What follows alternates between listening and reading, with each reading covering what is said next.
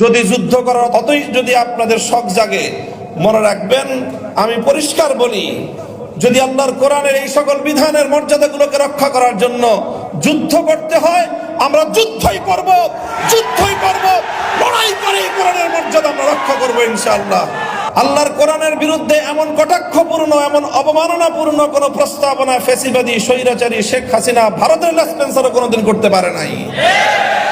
বর্তমান বাংলাদেশের 5ই আগস্টের বিপ্লবের রক্তের উপর বসে এই প্রস্তাবনার এক চুল পরিমাণ যদি বাস্তবায়ন করতে হয়, আমাদের লাশের উপর দিয়ে করতে হবে, আমাদের রক্তের উপর দিয়ে করতে হবে।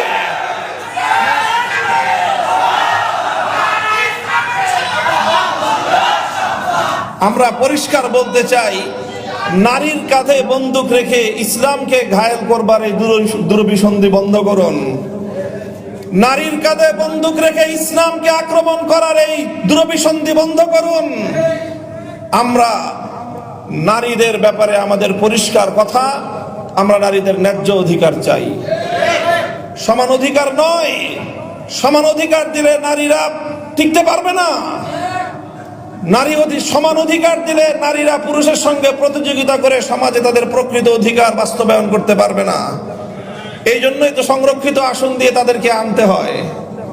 প্রত্যেকটা জায়গায় তাদের জন্য সংরক্ষিত আসন দিয়ে নির্বাচনের মাধ্যমে বিভিন্ন উপায়ে তাদের প্রতিনিধিত্ব নিশ্চিত করতে হয়। কারণ সমান অধিকার দিয়ে নারীরা পুরুষের সঙ্গে প্রতিযোগিতায় অধিকাংশ জায়গায় পারবে না। এই জন্য তাদেরকে ন্যায্য অধিকার নিশ্চিত করতে হবে। ইসলাম সব জায়গায় ন্যায্য অধিকারের কথা বলেছে এবং অধিকাংশ জায়গায় নারীকে অগ্রাধিকার প্রদান করেছে। আমরা বলি ইসলাম প্রদত্ত নারীদের জন্য অগ্রাধিকার, এবং সেটাই সকল ক্ষেত্রে বাস্তবায়িত হবে ন্যায্য অধিকারের বাস্তবায়নের মাধ্যমে। কাজেই পরিষ্কার আমাদের কথা, নারীর ন্যায্য অধিকার নিশ্চিত করেন। নারীদেরকে পতিতাবৃত্তির দিকে ঠেলে দিয়ে মাতৃ সমাজের কলঙ্ক ঘটাবেন। এদেশে সভ্য সমাজ বেঁচে থাকতে আপনাদের ওই সমাজকে ধ্বংস করার, বাংলাদেশকে ধ্বংস করবার অপতৎপরতা ইনশাআল্লাহ বাস্তবায়িত হবে না। বর্তমান অন্তর্বর্তীকালীন সরকার কর্তৃক গঠিত 11টি সংস্কার কমিশনের একটি হলো নারী বিষয়ক সংস্কার কমিশন।